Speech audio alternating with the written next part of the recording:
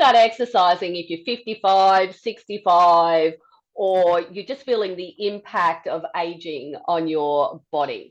It can be super scary. It can be overwhelming. And what if you've never exercised before, or it's been a super duper long time since you've exercised? So how do you go about it? So I personally understand this because that's exactly one of the reasons that I started exercising in the first place. And so this is what we're going to be talking about today. So if you've not met me before, I'm Peta, the CEO of Strong Healthy Women, and I am joined by the lovely coaches from Strong Healthy Women, the lovely Sal and the lovely Sue. Hey, girls. Hello. Hi, Peta. How are we? Good, good, good. Are you excited for today's topic? Yes. Me too. Me too. Yes. I want to start by talking about walking.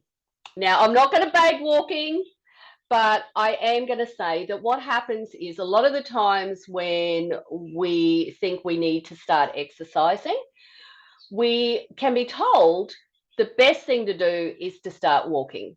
Now, I'm a walker, so I love walking. But what if you've got feet issues and you've got pain and that you start walking and it's just unbearable for you? What do you do?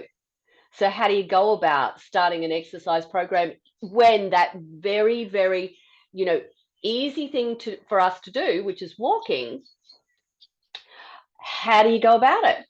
So I'm going to start by giving a shout out to Julia, because this is exactly where she started this year. So she couldn't walk, she couldn't do anything. She wanted to start exercising. She just didn't know how to go about it. And we had a lot of back and forth, through a chat. And then we jumped on a call and I said to her, here, I want to try something with you. And so we started to look at the fitness foundations. So I'm really, really super proud of Julia, because she is now a consistent exerciser and she's got all of the components of fitness happening in her routine. Because what she's done is she started with those very, very basics and worked up from there. So well done, Julia. All right, let's start. Julia. Yeah, absolutely. Let's start with you, Sal. Where do you want to go with this topic?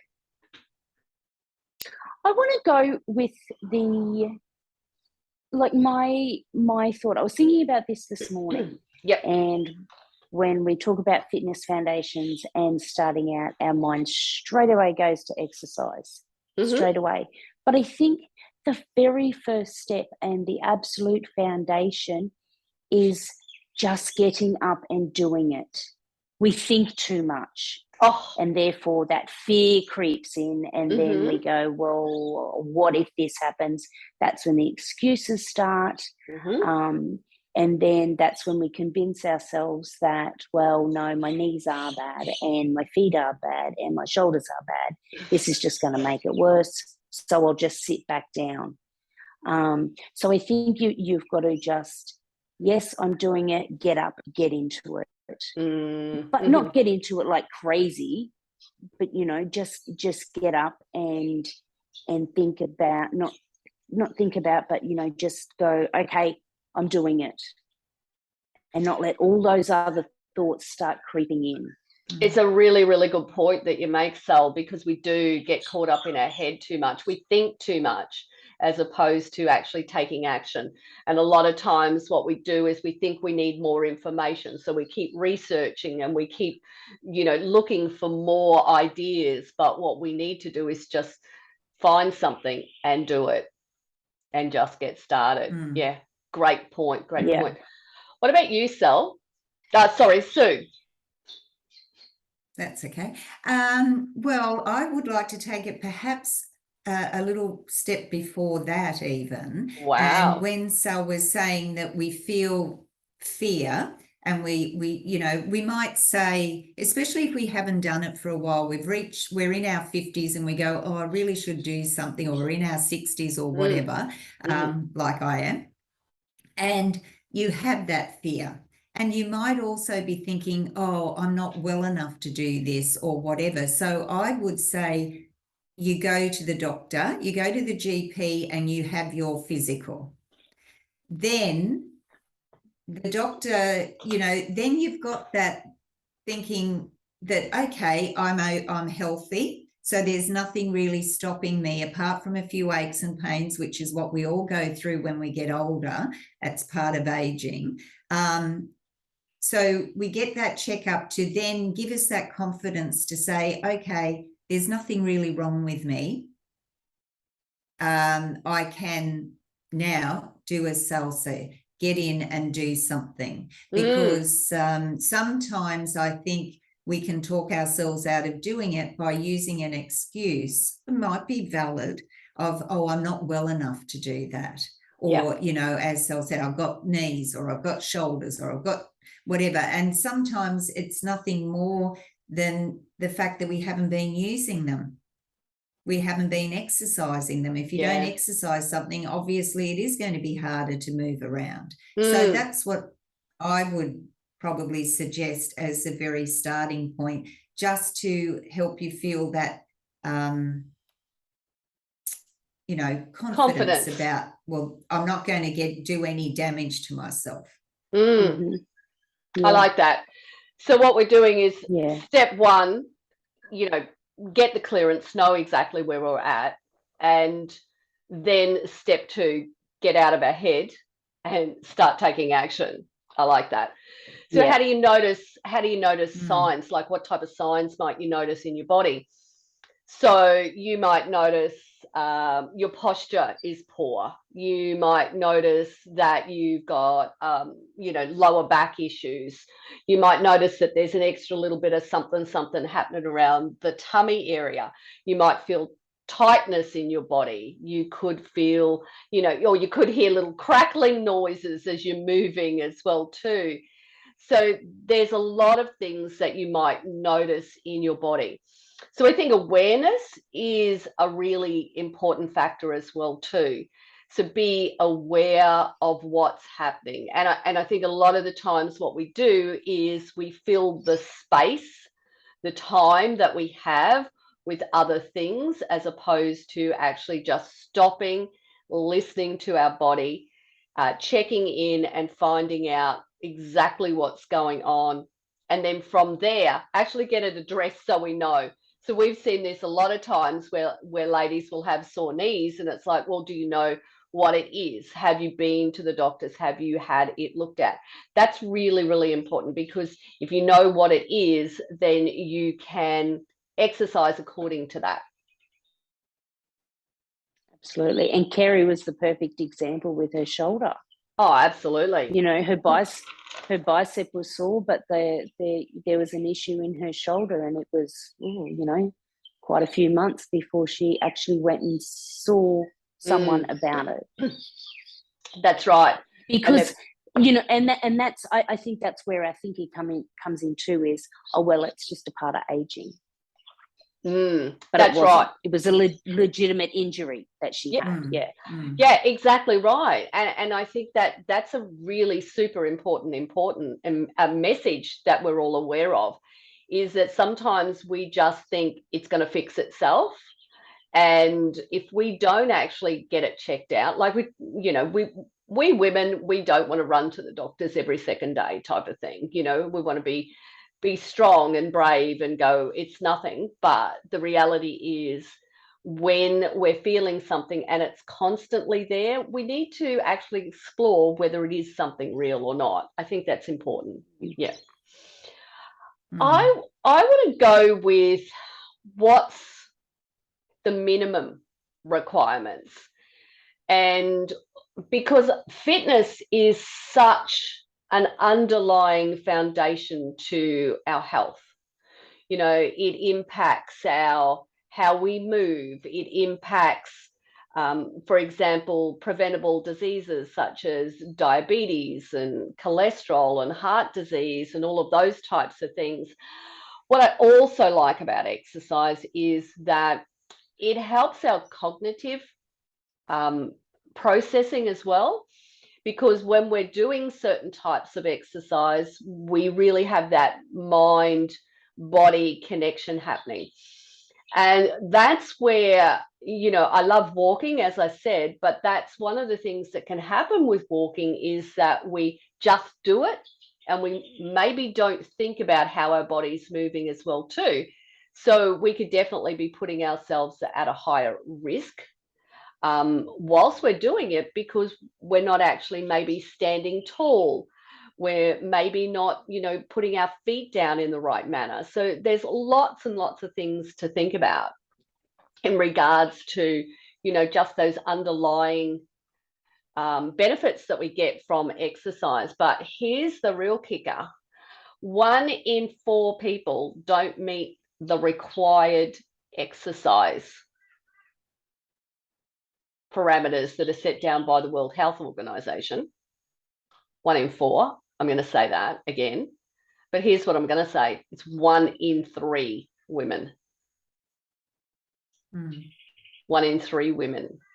So that's pretty massive, isn't it? Huge. And we don't, and what the research shows is if we don't hit those minimum requirements, we increase our risk of death by 20 to 30%. That's mind-boggling, isn't it? It's huge. Yeah. Huge. Yeah.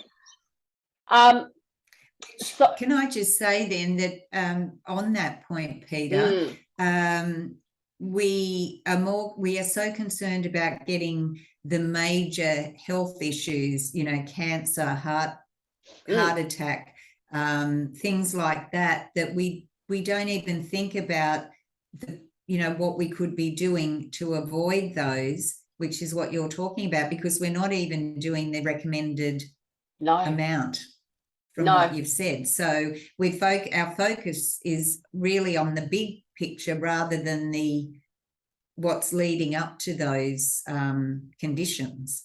Yeah, and it's really interesting because one of the other things that I was just thinking about then is that when we start an exercise program, a lot of times we start with this short-term goal, you know, maybe to lose a little bit of weight, you know, maybe to fit into a dress that, you know, we're going to a particular event or the likes. But we need to think about it from a future perspective, you know, like what is it that, and how do we want to live that life later on down the track? And can I just say regarding those, you know, our major health issues that we always talk about, doesn't matter, you know, what we're doing, it's diabetes, it's heart disease, it's cholesterol and everything. I think a lot of times people go, well, there'll be a pill to fix that.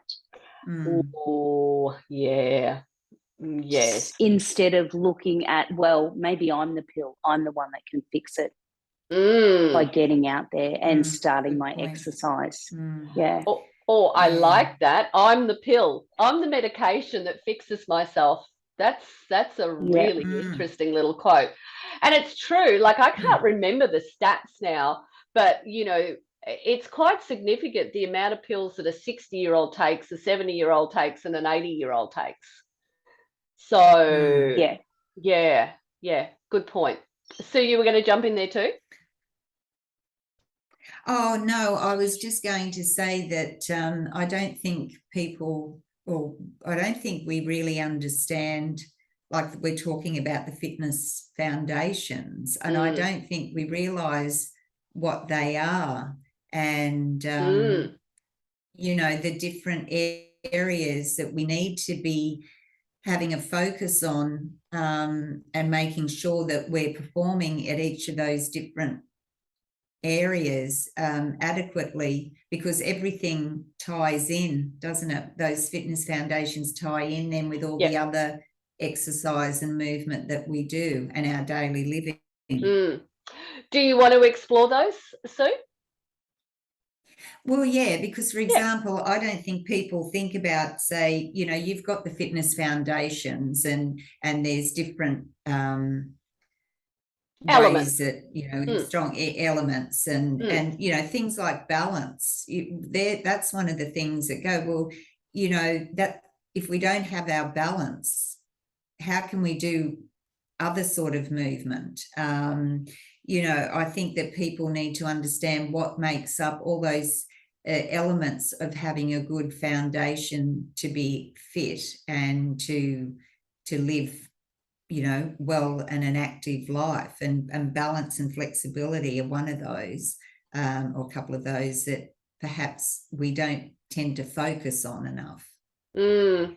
Yeah, I think like there are three components. There's your strength component, and then there's your flexibility, and there's a lot of aspects in the flexibility component. And then there's endurance, or you might know it as cardio component. So, you know, they're the three elements that we do need to think about when we're starting an exercise program. And if you think about most women gravitate to those types of programs that are gentler on the body, that don't see them sweating, as an example. And that doesn't mean that you need to sweat all the time, but it does mean that we should be looking at our fitness routine and going, well, have I got those key elements covered in what I'm doing? So, you know, if we look at what the minimum requirements are, you know, this totally blew my mind as well too. It used to be 150 minutes per week. It's now up to 300. So it's doubled. It's doubled, yeah. That's of moderate exercise. So if we talk about high intensity, it was 75 and it's now up to 150. So it's totally doubled as well too. And that's because of the sedentary lifestyle that we're all susceptible to now. So, you know, and then what does moderate or what does high intensity actually mean? So if we look at moderate, that's where, you know, I can still hold a conversation if I was with somebody else, but I'm a little bit pacey in the way I speak. You know, I'm catching my breath as such. But if it was high intensity, I'm not having a conversation. Because it's just I need all of that breath for myself for that workout. So, you know, and if you break that down, that 150 minutes over 5 days, like that's, what is that? That's 30 minutes, 30 minutes 30 a day. minutes a day. Yeah. So 30 minutes a day at high intensity. So, you know, there are people who go out and, let's say, for example, do that required amount of exercise. They go to the gym and they do it once a week. So they do it all in one go, as opposed to splitting it up and doing it over, you know, 5 days or however many days you've got available to you. So which is better? Like the research actually shows that the smaller chunks done consistently is better. But what it also does is it helps us actually reconfirm and cement better routines in our life or habits in our life if we're doing it consistently each day, rather than I'm going to the gym once a week. And we often hear that, you know, I'm going and I'm doing Pilates, for example, I do it once a week, or I do yoga once a week. So it's not meeting those minimum requirements, and it is putting us into that category then of, you know, of risking ourselves of death, 20 to 30% higher risk, because we don't hit those minimum requirements. So, you know, and those types of things, and I want to move on to that. They've also now added in, this wasn't there before, they've also now added in that we should be doing 2 muscle strengthening days. So 2 strength workouts at a minimum. So, and then the other thing is to move more. And we often talk about this. We've done a whole section, and maybe we'll do another live on this. It's neat. And I always say it's not about how tidy your house is. Yeah, It's about the non-exercise activity thermogenesis. So it's how much more we're moving. So, you know, instead of laying, we sit. Instead of sit, we stand. All those types of things, you know, how much more we can move during the course of the day. So there's even recommendations from that. And that's sort of like for adults. But then when we move into, you know, over 65, hello, Sue. You've just turned 65. Now you've got some extra criteria in there. Okay, so now you write it down. Now you need to be doing more balance and more strength movement, and you need to do more functional movement. Now you know that anyway. And that's what we do at Strong Healthy Women. We focus on, you know, those functional movements. We focus on balance. We focus on strength. We focus on mobility, you know, and just being able to have our bodies support us for that long term. And I think that's really important. Absolutely. Because what we do in the studio or at your gym or whatever is moving over into your everyday activities. Absolutely. You know, and how many of us say that we want to remain independent? We don't want to go into a home. Yeah, totally. You know, and so if we looked at those key components, I would always come back to the number one thing that we've got to do is we should start with stability and mobility, those two key elements. And, you know, stability just means that we're able to stabilize our body. You know, we're not all over the place. We're not all wobbly as such. But mobility, when we think about that, we think about, you know, my mum and a wheelie walker type of thing, but it's not. Mobility just simply means the ability to move freely and easily. So often what we do is we focus on the flexibility component, whereas mobility means that, you know, we're focusing on how the joint is moving with the muscles. And so we're going to get flexibility benefits when we do mobility movements. But what we're doing is getting more bang for our buck because we're actually making sure that our joints are moving as they should be, because certain joints are for stability and certain joints are for mobility. So I think that's the first thing that we should always start with.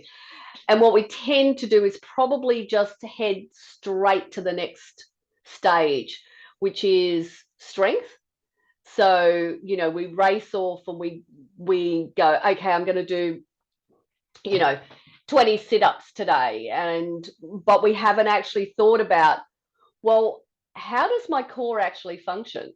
Am I actually engaging it to do those sit-ups? So, you know, I think that strength is that second thing. And then from there, we should build into power. So our ability to move more quickly as such. Girls, any feedback, any comments on that? Well, and I think that's what a lot of people don't realize with what the foundations are. You were talking about doing sit-ups, you know, your mind straight away goes to flat stomach, you know, but it's not about that. It's about building your core. And the reason it's called your core is because it's the center of your body, and it's, you know, it connects that lower body, it connects that upper body. And if it's weak, that's when, as you were saying, Peter, that unstable movements come in. You don't have any balance, your flexibility is shot. So learning why we do an exercise is so important, and why it is considered a foundational exercise. Yeah, totally. Yeah, good point. And, you know, sit-ups are not something that I would recommend for women over the age of 50, because most of them have that little bit of degeneration through that lower spine. So if you're not really good at engaging core muscles, what you're going to be doing is putting more pressure on your lower back, and then you're going to hurt yourself. And that's one of the things I think, that if you start with the foundations and you build from there, you are less susceptible to actually having injury. And I think that's really, really important, because if we start an exercise program and we go all in on it, and then what happens is we get injured, we go, oh, it didn't work, and we walk away from it and we don't do it. As opposed to if I start slow and steady and I build those foundations, then I'm less likely to get injured. And it means that I'm going to be able to stick with it. And that's important. Absolutely. So, anything you'd like to finish up with? Well, I think we've covered mostly everything. I think would like to just agree with Sal about the medication. We are our own medication, really. But also we need to take responsibility for ourselves. It's our body, it's our health. So whilst we can get help from in all areas to be healthier, to be fitter and all of that, you need to be informed. You need to take responsibility for you rather than sitting back and going, well, I can't do this and making excuses. You need to be committed to yourself, to love yourself enough, I suppose, as we say, and respect yourself enough to make sure that you are as healthy as you can be and as fit as you can be. And I think that's what I'd just like to leave everyone with. As Sal said, you are your medication. You are responsible for you. Really like that. Beautiful. What about you, Sal?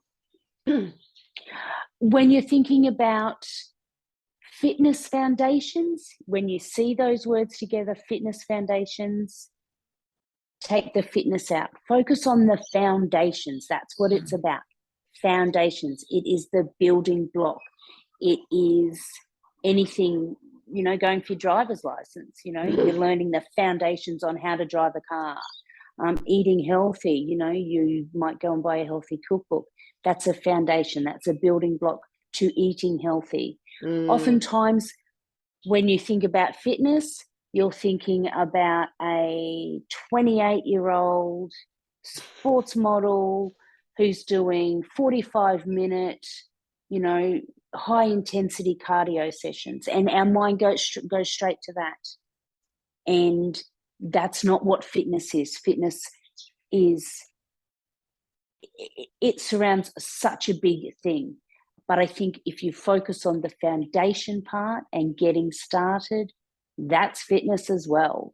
Totally love it. It's a really interesting thing, isn't it? We all want to be healthy and fit. There isn't anybody out there who doesn't want to feel that way. We all want to feel vibrant in our life.